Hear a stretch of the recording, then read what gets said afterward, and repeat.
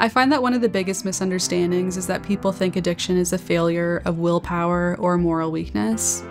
In reality, addiction's actually really complex, and it's a healthcare condition. It's chronic, it's a relapsing disease, and it really affects the brain.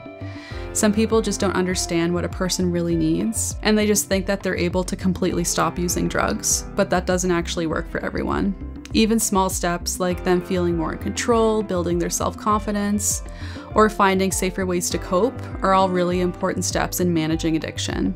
And people don't realize that substance use is often a coping mechanism, and it's a response to trauma, pain, or disconnection. So opioids actually change how the brain works. They can make the brain release a lot of dopamine, which is the chemical used to experience pleasure. So normally it helps us enjoy things like food, hanging out with friends, and feeling safe. But with opioids, the brain starts to think that the drug is just as important or even more important than anything else in life. And the natural things actually kick in a survival response, and it can lead to compulsive drug-seeking behaviors. If someone uses a lot of opioids, their brain gets used to it, and their brain actually stops working in the same way. They may stop feeling happy for regular things, and they feel sad, they feel upset, or they feel sick without the drug. And it can make them want to use the drug again just to feel normal. Opioids also make it harder for people to think clearly and make good choices. And the part of the brain that helps them with self-control gets weaker, while the part that pushes them to use gets stronger. And that's why people with addiction keep using even if they really want to stop. So recovery is not just about individual responsibility. It's actually a shared journey that involves community, healthcare, and support systems. People really need non-judgmental, trauma-informed care and access to wraparound services like mental health or peer connection.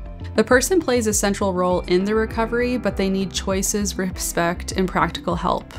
Sometimes people are given ultimatums, and that can turn them away from seeking recovery. It actually can help flourish relationships, not in isolation. The goal is to be mutually safe, to do no harm, and avoid any biases from either side, because that can cause re-traumatization. I find that society really leads with a punishment vibe and less compassion. This really means investing in things like harm reduction, decriminalizing substance use, and treating addiction as a public health and health issue, and not like a moral failing or the person's problem.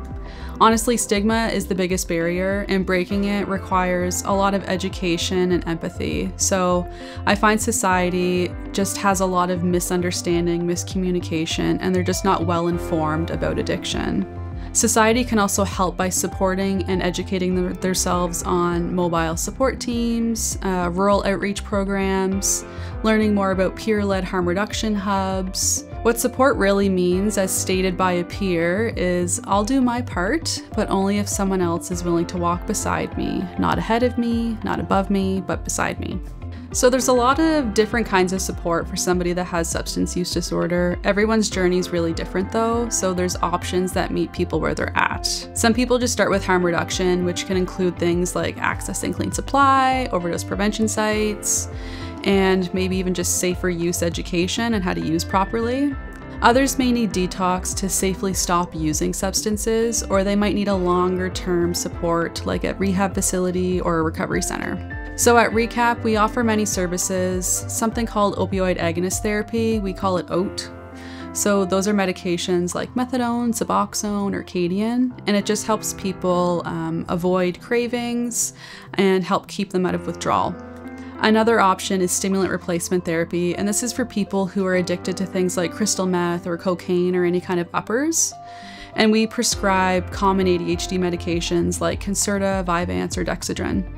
Counseling and peer support, I find that these things are just much more important than the actual medications themselves. When they're able to talk to professionals or people that have lived experience, it can actually help them feeling like they're connected.